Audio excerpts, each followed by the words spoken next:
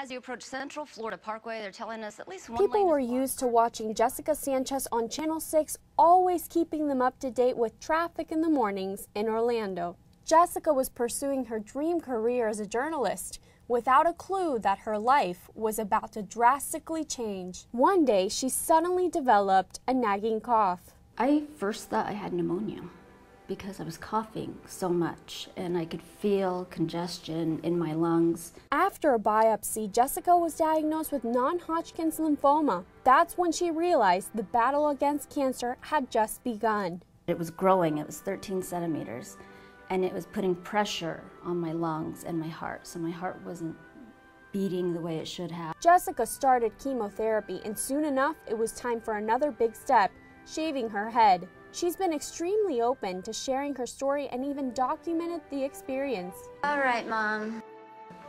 Okay, let me give you a hug. You know, women always complain about something. My hair was never one thing I complained about. I always loved my hair.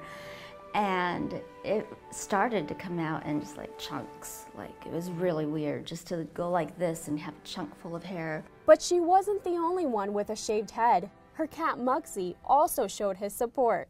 I figured he would want to support me by shaving his head too. In the early stages of her chemotherapy, she began to feel uneasy and could tell that something wasn't right. I wasn't feeling right, I wasn't feeling well, I didn't know why.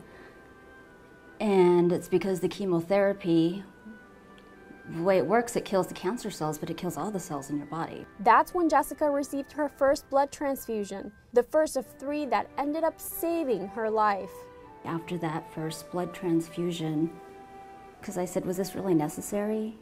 And the doctor told me, if you hadn't come in, you could have been dead within 24 hours. Blood transfusions are extremely essential for cancer patients due to the harsh effects of chemotherapy. She says once she received each blood transfusion, she could immediately feel the difference. You can feel the difference afterwards, immediate, because just a few hours ago I was getting really faint. My fingertips were going numb. All these just weird symptoms that you're like, this doesn't feel right. Today, Jessica's doing better and finished with her chemotherapy. She considers herself a true winner and says without blood donations, she couldn't have won the battle. You need blood transfusions.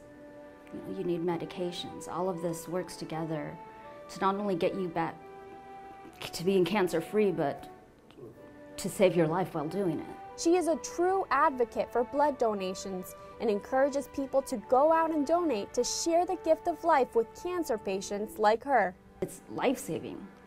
You know, when I say they need it, it's not that they just want it. They need this. This saves their life.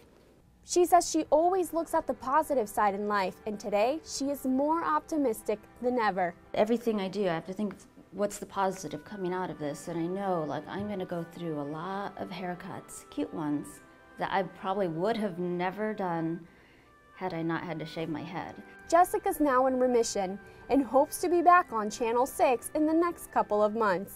Just one of those things that you just end up conquering, like skydiving or climbing, a mountain or something. Hey, you know what? I beat cancer. I went through it. I can tell you all about it. I know. And I think I'm ready to come back to work. I even miss the work. I actually kind of miss getting up at 2 a.m. Who knew? I'm Stephanie Zorn reporting for OneBlood.